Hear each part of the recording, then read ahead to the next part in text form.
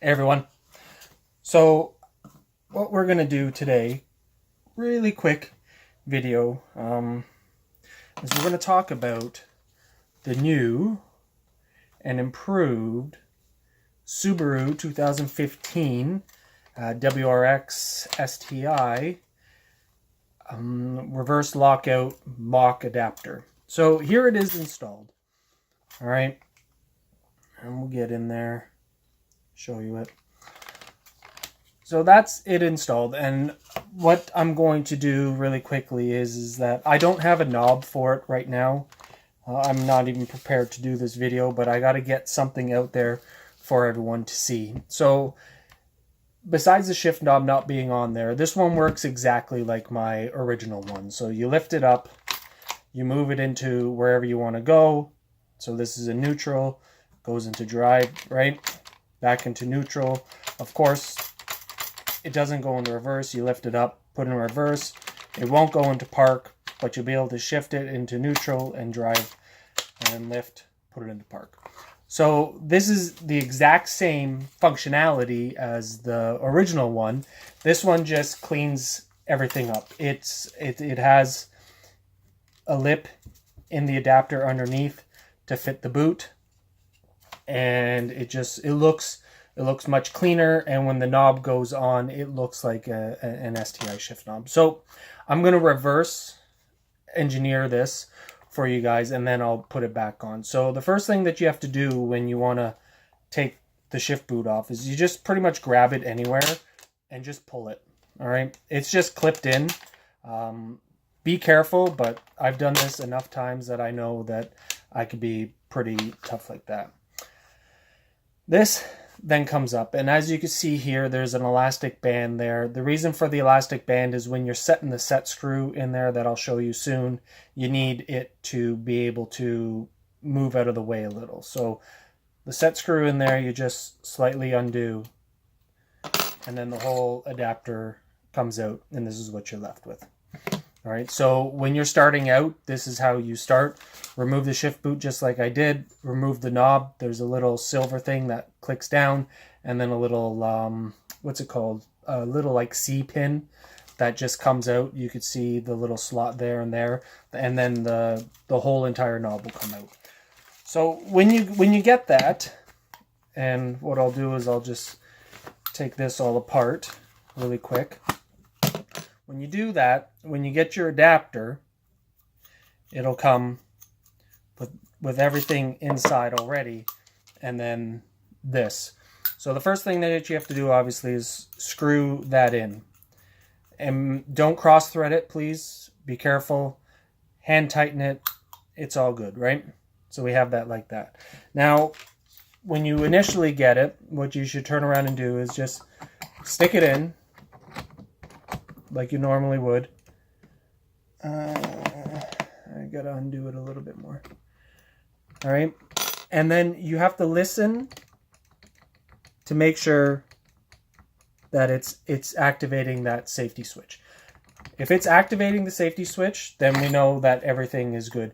If it's not, we have a problem. Now, I test every single one when I do it, so it should function perfectly, and that has to do with that. So as long as you put this in and you could hear it activating it, then we're good. So with this being like that, and the set screw just being a little bit out, as you can see here, there's a little groove there. Now I made that groove to fit the shift boot. So when you want to fit the shift boot on, put the shift boot inside out.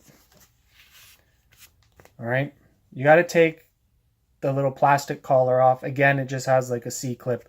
Take that off, put it aside. You need an elastic band. Now, I have a bunch of elastic bands, so I'll probably throw one in. You could use a zip tie or something else. The reason for the elastic band, like I said earlier, is you need it so that you can move the boot out of the way even though it's attached. I do that because the shorter that it is, the better the less travel and all that stuff when I turn around and design this. So there is a reason for that. I could turn around and make it longer, but then the price goes up because I'm using a little bit more material. So in order to keep my prices down, this is what a little design that I turned around and did. So when you have that installed, or sorry, when you have it taken out, take the shift boot, put it inside out. Then you're going to turn around and go from underneath, and you're going to stick this like that. All right. So you could move the shift boot down as far as you want, and as you see, it goes all the way around. And then you take your trusty old elastic band, put it in that groove once, twice, and there you have it. All right, so what that's going to do is that it cleans it up really, really nicely. So when you install it, this part here is the bottom because it's more tapered down, and that's the top. You want to make sure that at the top of the shifter, right, you want to make sure that the set screw is going to go to the top of the shifter. So right now, the way that I have it installed, the set screw is actually at the bottom. So if you make a mistake and you have an elastic band, well, you just take it off and it's easy peasy to turn around and just rotate this around, and you just line it up with the pattern of the shift boot. So you have to make sure that the groove is to the back of the shifter. Okay, it's towards the park. You have to ensure that. If you don't do it like that, it's not a problem. You could turn around and put it on the side, but I found when testing that at the back of the shifter is the best. So I've aligned it now to the shift boot. And again, I pulled the shift boot down as pretty much as far as I want to put it. You could play with it, and I'm going to, once, twice with the trusty elastic band. And then just test it, see how it is. I line it up pretty good because I use the thick elastic bands. And I make this just a little bit smaller than the opening. So the shift boot should fit right over nicely. So now the hard part for me is doing this on the table to show you guys. So now what you do is you slide this thing all the way in. And when you get it slid in like that, and it's on your shifter, you'll see that the little insert comes down. So what you're going to want to do is you're going to want to get your little Allen key, and you're going to want to put it in, and then press gently down to activate that switch. So it's activated now, and watch when I lift, you could hear it disengage. So go like that, and then take your thumb or whatever and hold this and push that inside part up, and then screw in the set screw. Okay, everything's good, and then tighten it. Don't over tighten it, like don't reef on it. I'm a pretty strong guy, so sometimes I have to be careful, but there you go. And then lift it up and down. If you don't tighten it good enough, it will come loose. It will, and then you'll have a disaster. So tighten it, make sure everything is good. Then you can turn around, push the shift boot down, and then install it. Clip it in. And then there you go. Reverse engineered. Everything works. You can't go into reverse. Lift it. Neutral. Drive. Neutral. Can't go into reverse. Reverse. Can't go into park. Lift it. And there you go.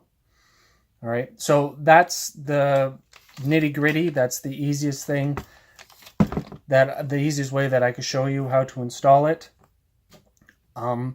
Once you install it and you've tested everything and everything functions and everything works, I do suggest using blue Loctite on the set screw and on that little piece inside the little rod there on the threads when you twist it in, I do suggest that you turn around and put a little bit of blue Loctite. Don't use red, because if you put red, it's never coming off. So you'll just mess yourself up. So yeah, so that's the instructions. And then the shift knob will just turn around and twist on, which is fairly simple. It's threaded to my threading, and I make the shift knob, come down a little bit to make it look like it's a reverse lockout. So there you go. If you have any questions, concerns, comments, anything, send them below. carguysgarage@gmail.com. I'll be happy to answer them. It usually takes me 24 to 48 hours to get to emails. But yeah, so, and just really quick, this is my upgraded version of the Lockout, the CVT adapter. I do have the budget one that is just a straight rod that comes down. It's not as clean, it's not as fancy, it's not as nice, but for those who are on a budget, it works just as well. And the same thing, you use an elastic band to line it up. So I have a few of those out there, and this is just a redesign, improvement to turn around and start hitting the market strong for a small guy like myself, because I put the time and effort into designing this, and I'm pretty proud of it. I'm still proud of my first one, and I'm proud of my second one. And if I come out with a third one, I'll be just as proud as that. So support the small guy, small business in his garage, trying to make an honest living and designing cool things for cars that people aren't designing things for, right? I think I'm the only one who makes it for the Subaru Cvts, so there's something to say about that. See you guys later.